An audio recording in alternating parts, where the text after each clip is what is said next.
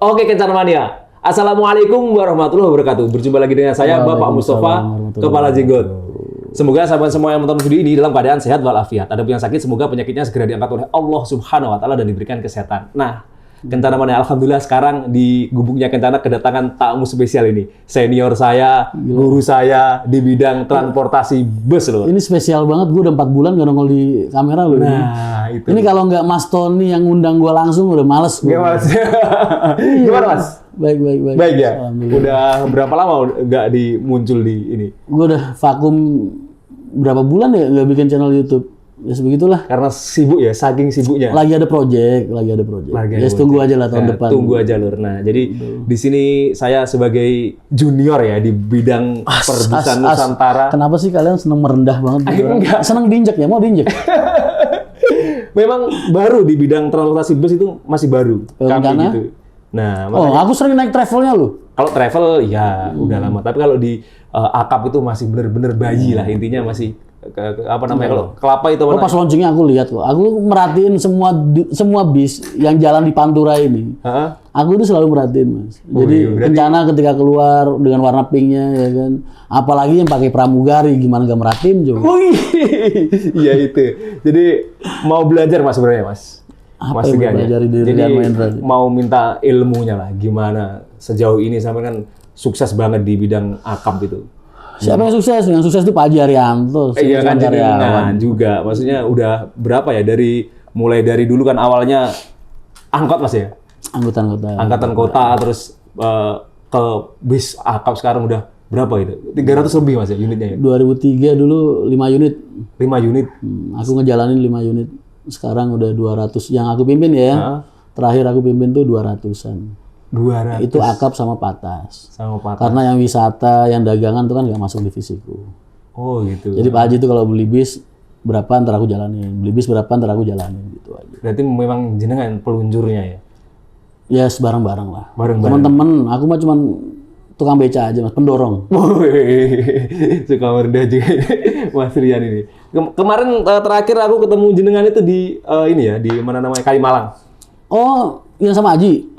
Sama-sama yang di Sumber Harta. Iya, yang sama tempatnya Haji kan? Oh iya bener, di situ. Pantesan jenggotnya nggak asing. Jarang loh, orang gue sufi banget ini berarti.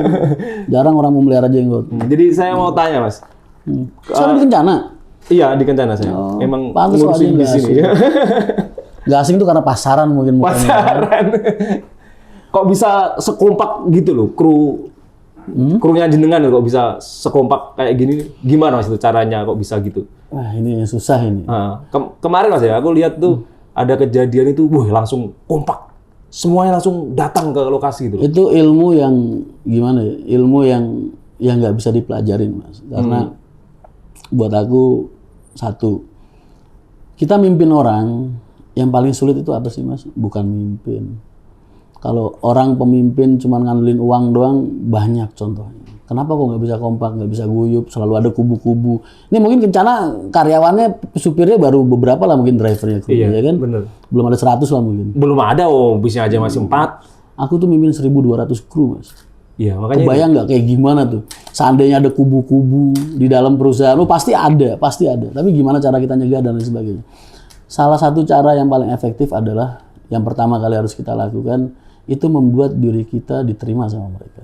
Itu yang paling sulit. Paling sulit ya? Paling sulit. Karena kalau kamu nggak bisa memposisikan diri kamu untuk diterima sama mereka, yang akan mereka katakan, wah iya yang keluar dari mulut mereka itu cuma di mulut aja, nggak di hati. Nggak di hati? Betul. Jadi pembinaan itu harus benar-benar persuasif. Ibaratnya 1.000 orang misalnya, itu ibarat 1.000 paku Mas. Paku ini tadinya warahnya kemana-mana. Ya kan? Kamu pukulin satu persatu sampai searah sama keinginan kamu, tujuan kamu, visi misi kamu. Itu yang sulit. Telaten. Padahal kayak aturan ini termasuk ketat ya di perusahaan jenengan maksudnya. Ketat dalam artian manusiawi lah. Iya. Ya, kita tahu batasan dalam artian, oh ya mana sih zona-zona yang kuning, mana sih zona-zona yang merah, mana sih zona-zona yang hijau gitu. Jadi perusahaan juga harus punya ketegasan. Nggak bisa ketika mereka bermain di zona-zona kuning, oke lah mungkin peringatan, teguran dan lain sebagainya. Ketika mereka menginjak garis merah, sikat langsung keluar. Tetap kalau ketegasan seperti itu harus ada. Harus ada. Tapi itu semua gue rasa manusiawi banget lah. Manusiawi ya. Yang satu lagi itu 5 waktunya itu yang ditekankan banget itu. Ya harus. Itu ya. Kita harus selalu memberikan kesempatan orang untuk sholat. Kalau enggak ntar siapa yang mau nanggung dosanya? Lo kan nggak mungkin. Itu yang saya salut sama perasaan jenengannya itu yang paling salut. Kok bisa sekompak gitu? Haruslah. Pemilihan bibit dari awal itu juga penting. Makanya HRD itu kalau di dunia bis nggak cuma ngetes skill mas, nggak cuma ngetes kemampuan pengemudi dalam mengemudikan armada, tapi juga penjiwaan mereka. Penjiwaan harus harus ditanamkan. Bisa nggak kamu menjiwai mereka, orang yang akan kamu terima, yang akan menemani kamu bekerja ini, bisa nggak kamu menjiwai mereka? Kalau nggak, ya susah mas, karena kan pengusaha itu beli bis aset udah pasti miliaran. Iya kan? Bener. Terus nyawa penumpang kita pasrahin sama driver. Aset bis miliaran kita pasrahin sama driver. Itu driver anaknya siapa, bapaknya siapa, rumahnya di mana tahu? Tahu nggak kamu? Nggak tahu. Itu anak siapa? Nggak tahu. Rumahnya di mana tahu nggak? Nggak tahu. Lah ya kok mau pasrahin aset 2 miliar? Makanya itu. Kayak kalau ada kejadian itu, sampai langsung ini ya, maksudnya langsung telepon jenengan sendiri ya. Saya pernah lihat di TikTok atau FYP itu. Anak-anak itu biasa mas. Dalam artian biasa itu, kalau mereka menghubungi si A nggak bisa, si B nggak bisa, mereka nggak akan segan-segan buat ngubungin aku. Tapi siap 24 jam ini. Harus. Jadi HP itu istri kedua mas. Kalau istri di sebelah kanan, HP sebelah kiri. Maksudnya nggak pakai admin, jenengan sendiri yang itu? Enggak, ada. Kalau udah segede gini ya udah banyak ASOP, udah ada mandor-mandor, udah ada. Cuman kalau mereka nggak bisa dihubungin, si A, si B nggak bisa dihubungin, mereka nggak akan segan-segan. Itu poin yang perlu digarisbawahi. Mereka nggak akan segan-segan dan nggak akan takut buat nelpon aku. Wah gitu. Aku pernah lihat itu, Mas Rian kayak gini, harus. Mantap banget itu. Harus. Cuma zaman dulu masih bis dikit ya sendiri mas, jam 2 malam, jam 3 malam nyusulin bis rusak sendiri. Kira-kira mau dikembangkan ke arah mana lagi ya? Apanya? Jenengan ini mau bikin pesawat kah, gimana? Enggak lah, kalau saya mas umur saya masih muda loh, baru 28 tahun, tapi insya Allah saya di bis ini udah tua banget. 20 tahun kan bukan waktu yang sebentar. Dulu ya? Iya 20 tahun kan di dunia ini di dunia transportasi ini bukan waktu yang sebentar gitu. Benernya kalau saya pengen istirahat mah boleh-boleh aja gitu. Tapi udah cukup lah, saya udah punya prestasi dan kredibilitas yang saya raih sampai detik ini, udah cukup. Tapi insya Allah saya masih pengen berjuang di transportasi. Terus pengen berjuang? Masih pengen berjuang di transportasi. Aku tuh seneng mas, ngelayanin penumpang tuh seneng. Seneng ya? Nemenin kru-kru kerja di jalan tuh seneng. Ngegedein perusahaan seneng banget. Kayak apa ya, kayak seniman mungkin ya. Kayak diciptain sama Allah cuma buat ngebahagiain hati orang aja deh. Wih, salut banget aku lur. Seneng mas, jiwa pelayanan lah. Jiwa ini ya, jiwa marketing mungkin dari. Memang di situ memang ya ini hobi jadi ya. Ya sekarang orang-orang kayak kita mas, kita dari kecil udah di terminal, gede di terminal, tua di terminal. Nggak mungkin lah orang-orang kayak kita mau ngurusin bikin jualan nasi goreng kan juga nggak mungkin. Paling ujung-ujungnya yang ngurusin bis-bis juga, ya kan? Karena itu passion mas, jiwa. Aku cuma taunya itu. Kalau berita sama nggak lulus SMA itu betul ya? Nggak lulus SMA. Katanya. Iya bener, aku kan lulusan SMP. Karena susah orang kayak aku nyari kerjaan mas. Ijazah nggak ada. Ijazah terakhir SMP. SMA kelas 1 catur ulang 2 DO. Dikeluarin dari sekolah. Saking nakalnya bagaimana itu? Emang ada orang DO gara-gara saking benernya. Bercanda. Memang Mas Rian ini banyak banget ya fan jenengan itu. Sampai aku fan itu dari dulu. Apalagi yang kemarin aku iseng-iseng live dari HP-nya Enyon pas kapan itu. Aku cuman nggak nongolin muka doang, nongolin suara doang udah rame orang. Pada kangen gitu. Sama gue juga. Kalau menurut jenengan Mas, maksudnya dibuat seperti apa ini? Kencana ini biar supaya maju pesat gitu. Fokus aja sama pelayanan. Benernya pengusaha-pengusaha bis itu semua sama, Mas. Gini loh. Setiap pengusaha itu kan sama. Sama-sama punya uang, sama-sama bisa beli bis, ya kan? Kamu datanglah ke terminal, lihat bis A, bis B, bis C, bis D, jejer baris. Bisa sama semua, punya harga yang baik semua, punya value yang baik semua, punya kualitas yang baik semua. Tapi kenapa kok yang laku cuma si A, yang laku cuma si B, atau mungkin yang laku cuma si D, C, atau si C sama D. Nggak semua diterima sama market. Apa yang membedakan? Ya apa itu Mas? SDM. SDM ya? Tuh. Yang terutama itu? Oh iya, SDM, pelayanan. Itu yang paling membedakan. Makanya nyari kepercayaan penumpang itu sulit, Mas. Pengusaha-pengusaha sekarang belum pernah ngerasain jadi aku, Mas. Megang tiket lembaran, nawarin ke penumpang. Nawarin tiket harga 18.000 udah kayak orang ngemis, udah kayak orang penjualan emas, tau nggak? Zaman dulu ya, belum ada iya. media sosial. Ya, tahunya susahnya kayak gimana. Bawa tiket ekonomi, nawar-nawarin, masih diledekin orang, bis kandang ayam lu tawar-tawarin ke orang, udah biasa.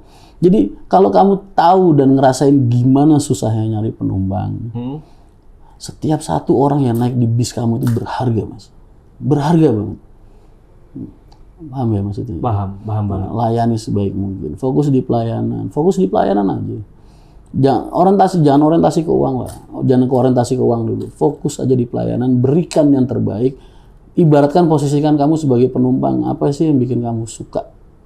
Apa yang bikin kamu seneng? Apa yang bikin kamu nggak nyaman? Kamu rasain sendiri. Yang bikin kamu nggak nyaman, jangan lakuin. Ya. Kalau kayak di ini kan, mohon maaf ini kan maksudnya kalau sopir ngebut itu gimana, Mas? Jenengan ngebolehin apa?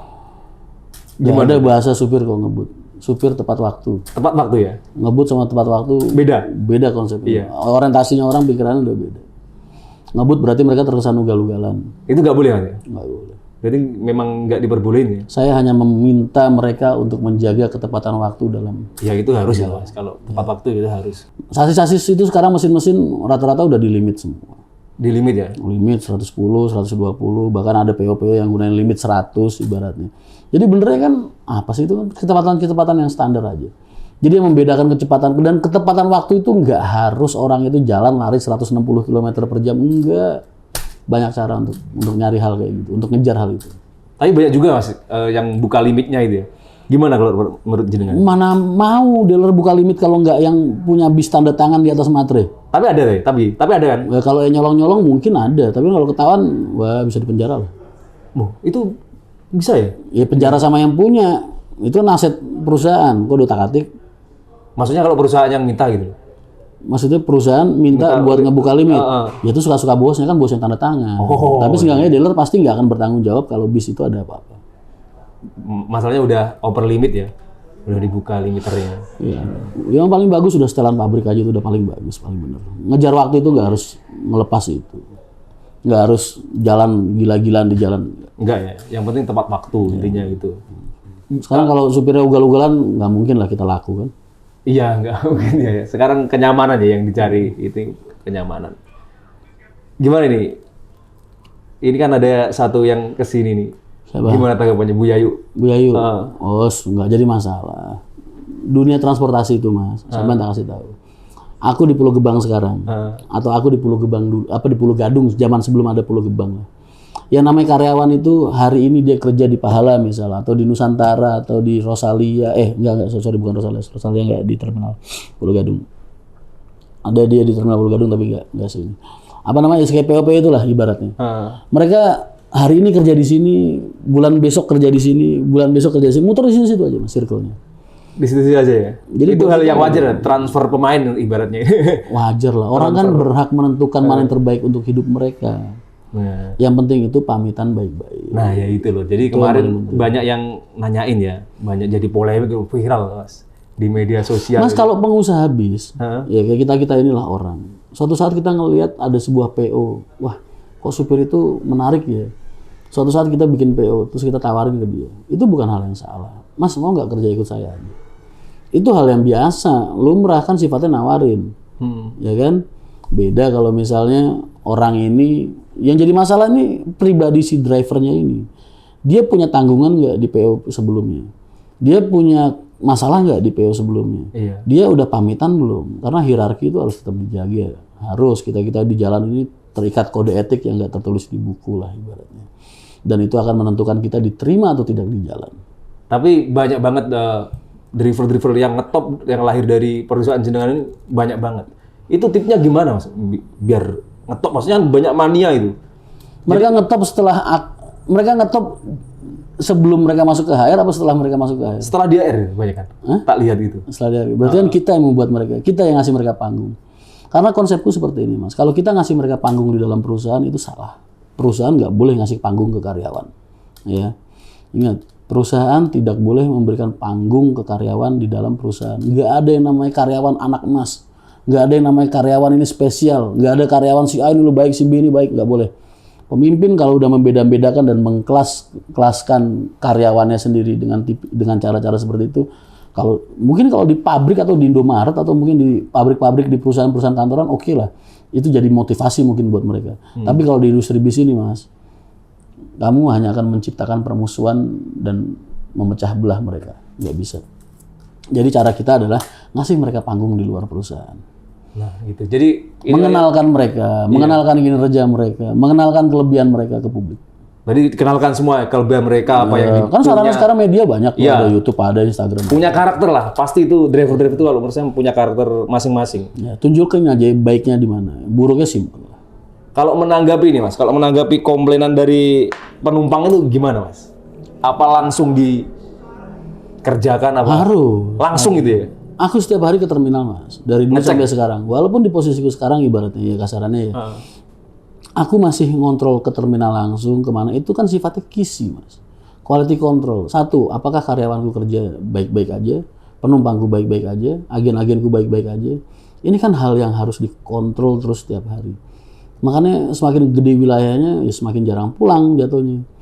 Ya karena kalau kita memendam masalah, itu nanti pasti timbulnya berantai Mas.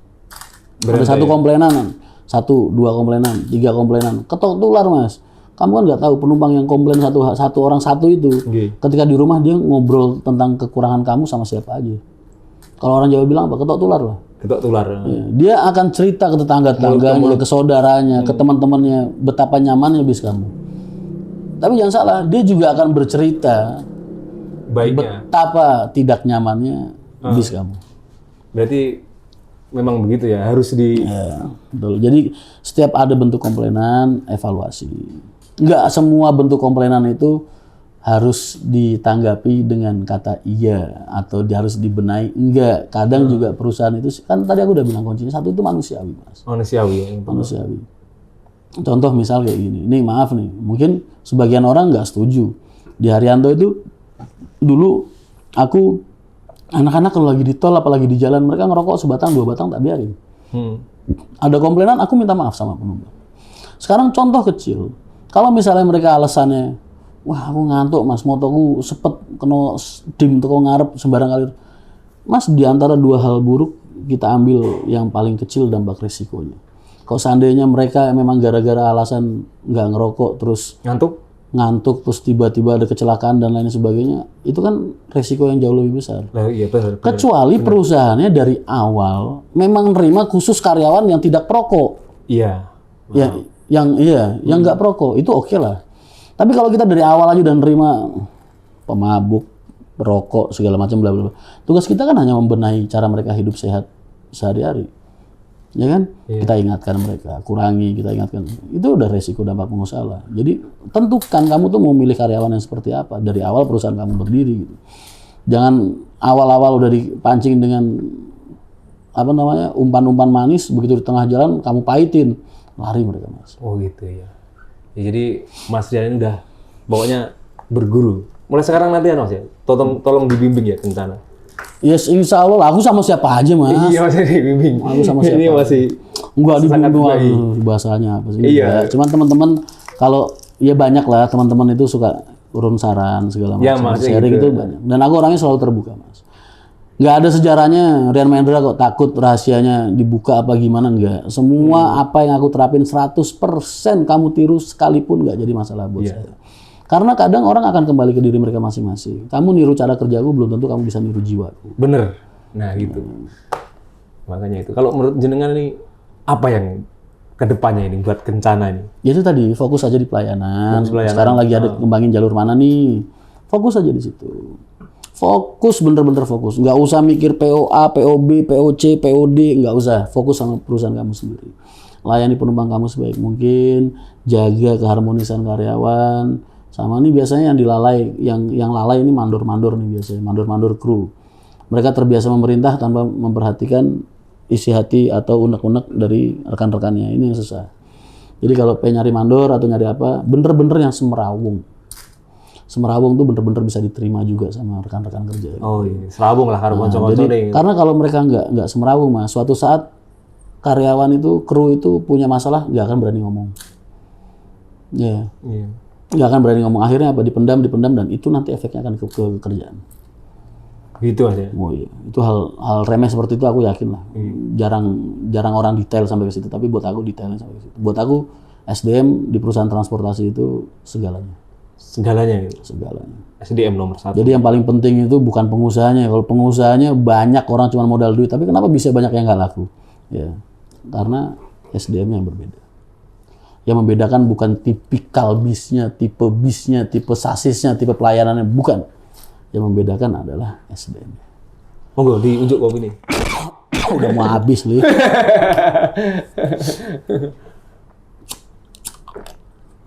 Masih suka nge-game jenengan, Mas? Masih suka nge-game sekarang? Kadang lah. Sekarang hiburan gua apa? Gua ke karaokean nggak mungkin, ya kan? Gua ke diskotik nggak mungkin. Hiburan gua cuma game aja kadang. PUBG itu main apa? PUBG? Hah?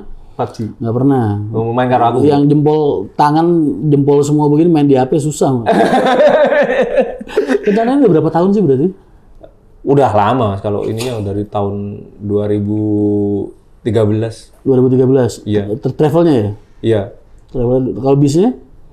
Kayaknya aku udah tahu dari 2 tahun yang lalu deh bisnya. Bisnya dulu awalnya ini Mas, apa namanya, pariwisata. Oh, pariwisatanya? Iya, bikin pariwisata dulu. Tahun berapa bikin itu? Tahun berapa itu ya? Kalau travel itu dari tahun 2012. 12 travelnya. Ini ada yang hotel Kencana di Jepara juga? Ada, hotel ada. Punya Kencana juga? Sama ini? Iya, alhamdulillah ya. Ada apotek juga. Loh, berarti Mas Tony ini orang Jepara ya? Iya. Oh, pribumi Jepara ternyata. Makanya saya ini. Maka pantesan masuk Jepara, wajar lah. Ingin menghidupkan kota asal. Iya gitu. Pengen mewarnai kota asal. Tapi kenapa yang dipilih Jepara sih? Orang pada stres loh masuk Jepara. Ya gimana ya? Maksudnya di jalur situ itu yang paling rame di ini. Yang paling rame kan jalur situ. Kata siapa? Saya bilang Jepara itu tempat yang paling sulit untuk bersaing karena satu, ya mungkin Kencana juga pribumi sana ya, tapi kan kalah duluan. Intinya suksesor Jepara itu, perusahaan-perusahaan yang ada di Jepara itu Mas, mereka pengusaha-pengusaha yang benar-benar bonafit, royal, loyal sama konsumennya.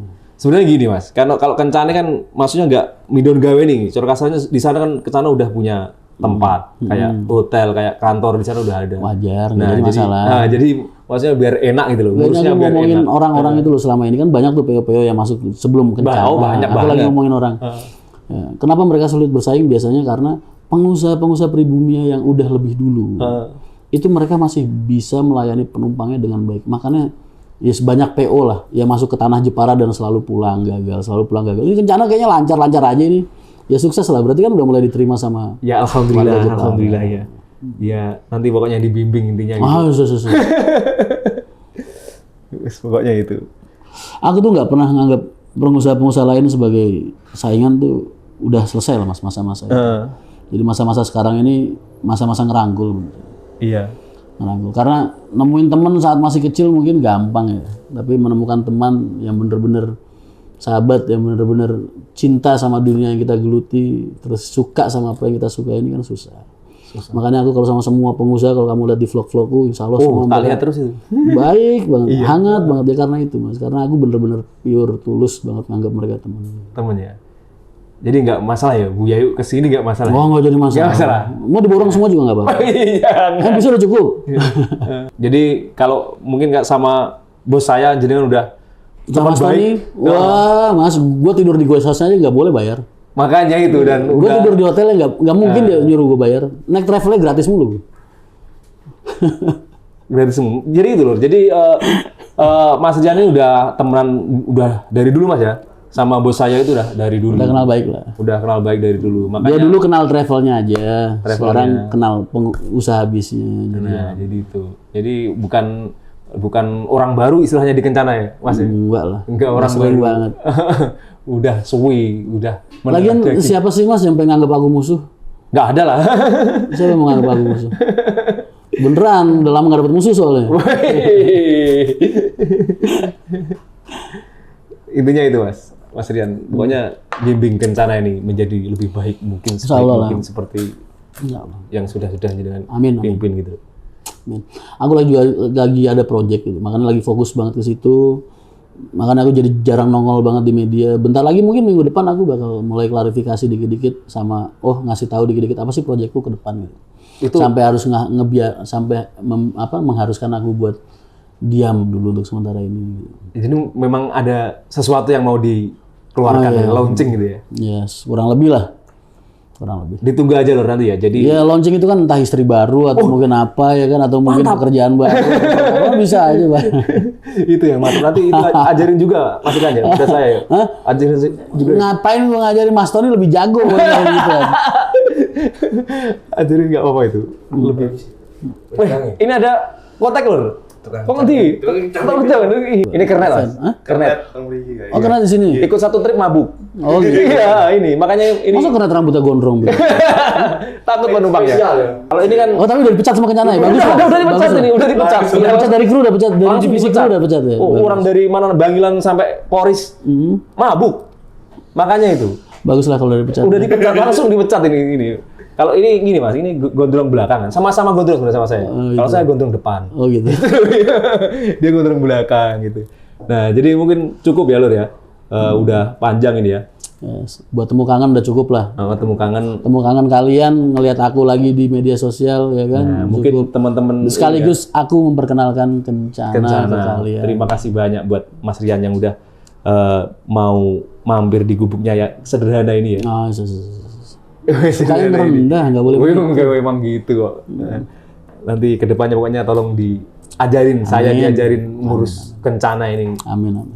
Tolonglah intinya. Kopi nih. Udah habis satu. Enak gitu tenan iki. Asli ini gua kok Trenggalek. Hah? Trenggalek kan pernah jalan tengah tuh. Durian. Iki kopi ini sampean? Enggak, Trenggalek iki. Oh. Asli, bismillah. Panas sih. Mas, enak ya? Nah, oke Lur. Mungkin obrolan kita ini obrolan ringan. Intinya saya minta bimbingan untuk Kencana ini biar lebih maju nantinya ya. Saya minta bimbingan sama Mas Rian. Ya, gitu Mas ya. Terima kasih Haruslah banyak. saling support Lah intinya gitu. Mungkin ada perkataan yang salah, perilaku yang salah, saya mohon maaf, mohon dimaafkan. Amin.